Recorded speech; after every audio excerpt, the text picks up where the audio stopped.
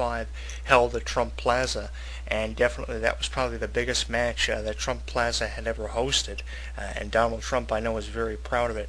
I know that Hulk Hogan is also probably very devastated over the loss of Randy Savage, because it seemed like everywhere Hulk Hogan went and everything he did for WWF and WCW, Randy Savage was always there with some type of role. It was Hulk Hogan dropping the leg on Randy Savage at Bash at the Beach in WCW that launched Hogan's heel turn and the NWO era, for Christ's sake. So, there's a big thing, a big amount of history between Hulk Hogan and Randy Savage, and the chemistry they had together as the Mega Powers definitely, set the stage for the NWO, set the stage for that WrestleMania clash between the two of them for the WWF title, and set the stage for what would have amounted to a tremendous history between the two. Randy Savage has held many world titles in his career, best known for his WrestleMania 3 match with Ricky Steamboat over the Intercontinental Championship.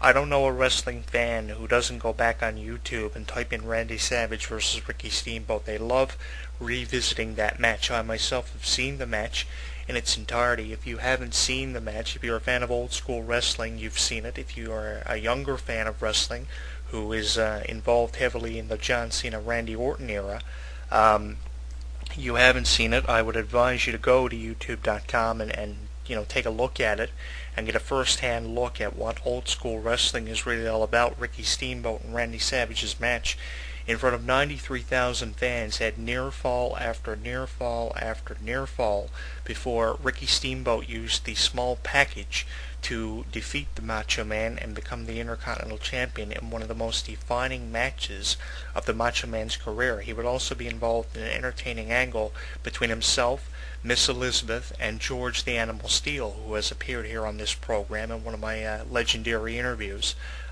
George the Animal Steele, now a religious faith man, and he defended the Intercontinental Championship against George Steele at WrestleMania 2, which was broadcast from 3 different states. So, the Macho Man Randy Savage has held many world titles in both WWE, WCW. It also included a WWF Championship run, which came at WrestleMania 4 when he won the WrestleMania 4 tournament, the very first tournament to ever take place at WrestleMania, winning 4 matches in one night to win the WWF Championship with some help from Hulk Hogan in one of the most shocking actions betrayed by Hulk Hogan in his career, or at least that's how the commentators put it, at WrestleMania 4, which was also at Trump Plaza.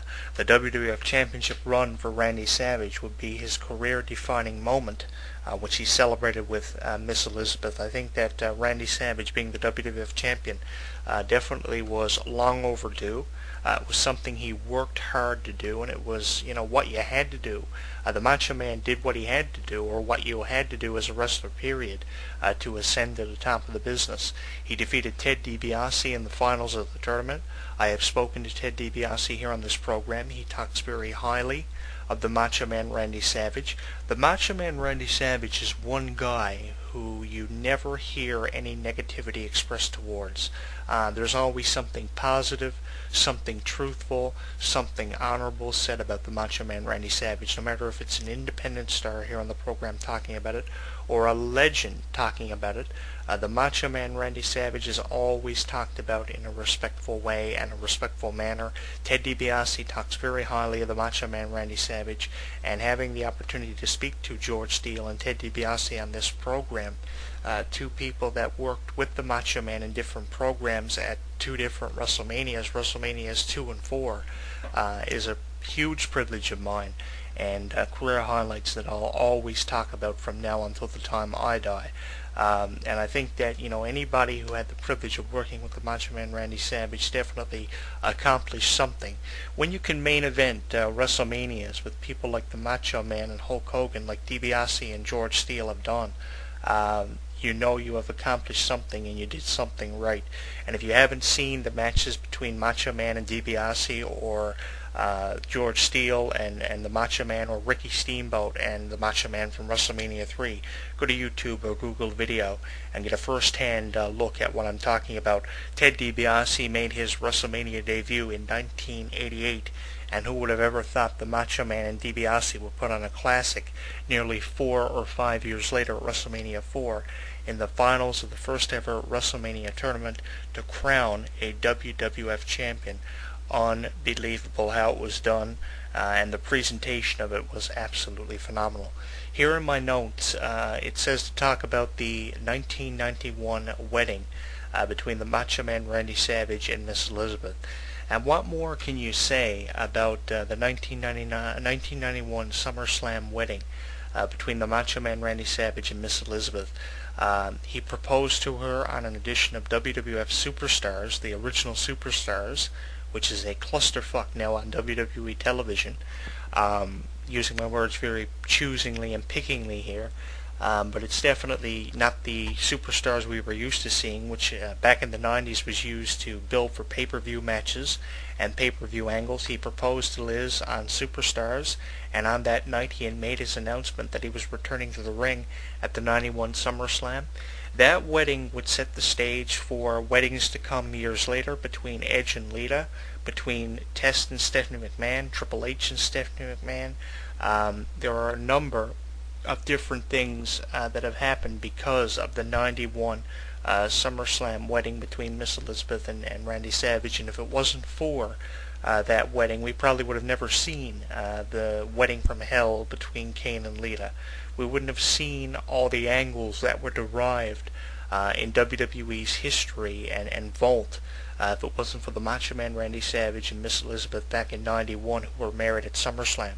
That was probably the only successful wedding in WWE history which took place without any interference, without any preparation. There is still dispute whether or not the Macho Man and Miss Elizabeth were actually married and given a marriage license after that 91 wedding. But I think that is definitely one of the highlights of the 91 SummerSlam event when they were married, and definitely it would set the stage for future weddings, including the one between Edge and Lita, between Edge and Lita, and Edge and Vicky Guerrero, of course, and Kane and Lita, and of course Triple H and Stephanie McMahon, who are actually married. But I think that the SummerSlam 91 wedding was very well played out. It also included a song that was performed by two well-known artists back in the 90s entitled Together. So I think that, the SummerSlam 91 wedding was definitely a career-defining moment for the Macho Man Randy Savage, and definitely would, take his career in an entirely different direction.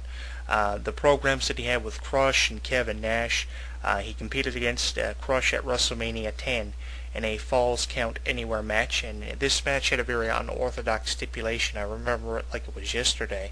You had to pin your opponent anywhere in the arena. A pinfall or submission could be obtained anywhere in the arena, and then you had to prevent your opponent from making it back into the ring for 60 seconds. If you could do that, you would win the match. If your opponent, following the pinfall or decision, made it back into the ring within the time frame of 60 seconds, the match will continue until another superstar maintained a pinfall. Randy Savage won by tying up Crush upside down backstage and making it back into the ring and winning the match. It was one of the most memorable WrestleMania matches. It took place in New York City at the 10th anniversary of WrestleMania, and it was a phenomenal match. Kevin Nash and Randy Savage also provided us with some memorable matches as well. One match saw the Macho Man coming off the top rope and giving Diesel the flying elbow drop after the match resulted in a disqualification. But I think that, no matter who the Macho Man worked against, Crush, some of his most memorable matches came with Kevin Nash, great examples of, matches that defined the Macho Man's career. The launching of the New World Order, we have already talked about that here on the program. A very influential time where we saw Hulk Hogan turn heel, come out and drop the leg on the Macho Man Randy Savage at the WCW Bash at the Beach pay-per-view. If you haven't seen it, go on YouTube. This would launch the NWO Hostile Takeover. Randy Savage also did a lot of work with Medusa and Gorgeous George in WCW. Gorgeous George, I interviewed her on 2 different occasions. Another individual who talks very highly of the Macho Man Randy Savage, and how can you not? The Macho Man Randy Savage actually came up with Gorgeous George's in-ring name for WCW. He told her to go with it, and she stuck with it, and she became a very well-known celebrity in professional wrestling, courtesy of the Macho Man, very well known for his many valets that he had during the What's Up Mach era in WCW, including Medusa and Gorgeous George. And I think that, no matter what the Macho Man did, no matter if it was with Hulk Hogan launching the NWO and being a part of the NWO, or having Gorgeous George and Medusa as a manager in the What's Up Mach era. I'll never forget that entrance music, What's Up Mach, Gorgeous George using her voice to say that for the WCW entrance music of the Macho Man. Wonderful, absolutely wonderful. And I think that, the launch of the NWO era, another career-defining moment for the Macho Man Randy Savage, and something people try to reincarnate or relive. And it's unbelievable how people still go back and say the Macho Man was there for this, the Macho Man was there for that, this guy was there for everything, and everything that he did meant something to the business, and definitely set the stage for what wrestling is today. And that Slim Jim advert that he did back in the 90s for WWF, I know Edge tried to do one, but it was nowhere near as effective as the Macho Man Randy Savage. With all due respect to Edge, I don't think Edge would have been able to say "oh yeah" as effectively as the Macho Man, but his Slim Jim ad can be found on YouTube. It's very, very effective, and it sold Slim Jim, and I think Slim Jim's dollar value significantly increased because of it. I'll never forget him saying "oh yeah" step into a Slim Jim. I think he did one for WCW too. But I know he did one for WWF, and it was very effective. And Edge's Slim Jim promo is absolutely embarrassing to the Macho Man one. But it's nice to know that the Macho Man and Slim Jim had a good business relationship.